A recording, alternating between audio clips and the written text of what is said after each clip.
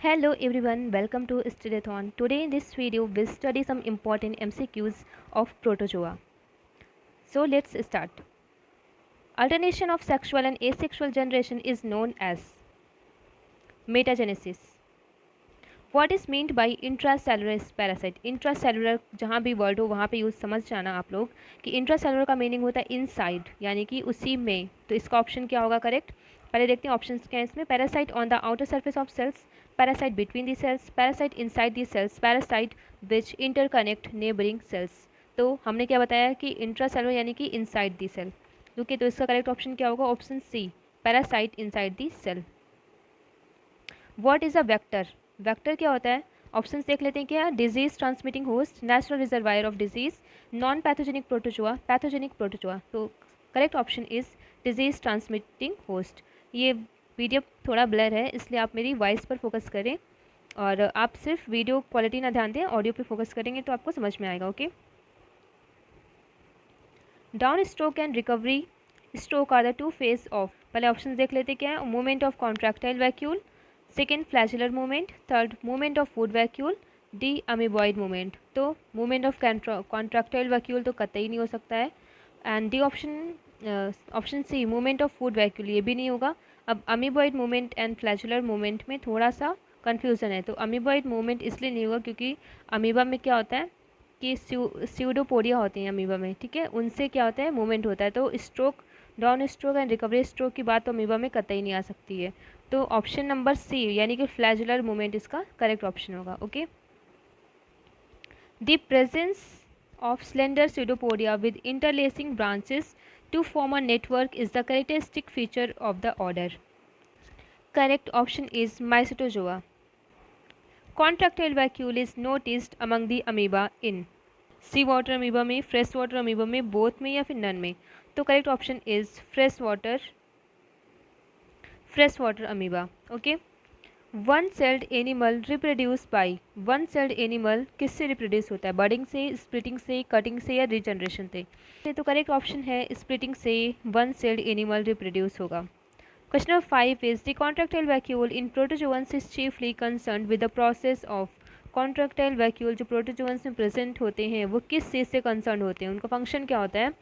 Option है digestion, osmo regulation, excretion and assimilation. तो correct option क्या होगा? Osmo regulation. Okay, food capture is the function of, food capture किसका function होता है? तो फूड वैक्यूल तो नहीं होता है, आइसपॉट, पैरामाइन, ये तीनों ऑप्शन गलत है। तो करेक्ट ऑप्शन क्या होगा? Reticulopodium. Karyosome consist of two materials and what is the achromatic substance present in it? तो option C is paramylum is a achromatic substance present in karyosome. The cell of polystomela is made up of, options are calcium carbonate, silicon, chitin. तो correct option is calcium carbonate. Cytopis is found in, बहुत ही आसान है question ये। साइटोपाइज found in, देखते हैं साइटोपाइज किस में। Options क्या हैं? Amoeba, paramecium, Euglena and Trypanosoma. तो पूछा गया है कि साइटोपाइज किस में प्रेजेंट होता? अमीबा, यूग्लिना, ट्रिपैनोसोमा किस में प्रेजेंट नहीं होता? पैरामीशियम में साइटोपाइज प्रेजेंट होता है। Locomotory organ of foraminifera are, options are lobopodia, filopodia, axopodia and reticulopodia. तो फॉर्मिनीफेरा में जो लोकोमोटरी ऑर्गेनल होता है वो होता है reticulopodia. The function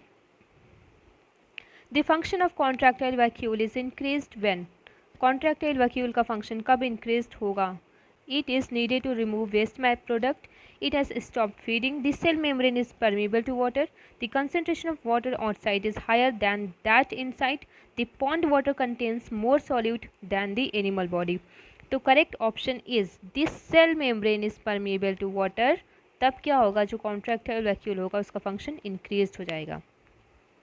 contractile vacuole in protozoans serve the function of, तो एक्सक्रीशन, डाइजेशन, रिस्पिरेशन में से कोई फंक्शन कॉन्ट्रैक्टाइल वैक्यूल नहीं करते हैं। क्या करते हैं? ऑस्मो रेगुलेशन करते हैं। What would happen if some freshwater protozoans are placed in a medium of high osmotic potential? तो क्या होगा अगर कुछ फ्रेश वाटर प्रोटोजोअन्स को हाई ऑस्मोटिक पोटेंशियल में रखा जाए तो क्या होगा? तो हमेशा ध्यान रखना जब भी किसी भी फ्रेश वाटर प्रोटोजोन को हम लोग हाई ऑस्मोटिक पोटेंशियल के मीडियम में पुट करेंगे तो क्या होगा, कॉन्ट्रैक्टाइल वैक्यूल फॉर्म ही नहीं होगा। तो correct option is contractile vacuole does not form. The probable function of contractile vacuole is, contractile vacuole का फंक्शन क्या होता है? Options are to remove salts only, to remove excess water, to remove undigested food particles, to transport water from one location to other. Correct option is to remove excess water. When we transfer a protozoan living in sea to a fresh water, यानी कि हम जब एक सी में रहने वाले protozoan को fresh water medium में ट्रांसफ़र करते हैं तो क्या असर पड़ेगा उस प्रोटोजोन पर? तो क्या होगा? आंसर इट बस्ट हो जाएगा, या फिर इट इनलार्जेस बट श्रिंक अगेन। पहले इनलार्ज होगा या बड़ा होगा, फिर बाद में श्रिंक हो जाएगा। It shrink and D option is it remain static. तो correct option is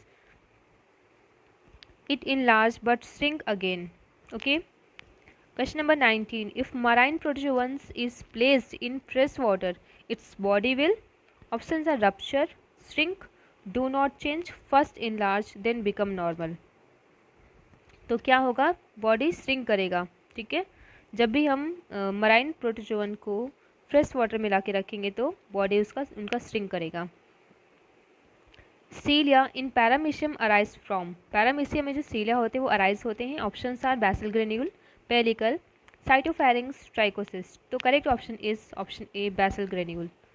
bioluminescence represented by noctiluca, giardia, volvox, trichomonas. तो करेक्ट ऑप्शन इज नॉक्टिल्यूका।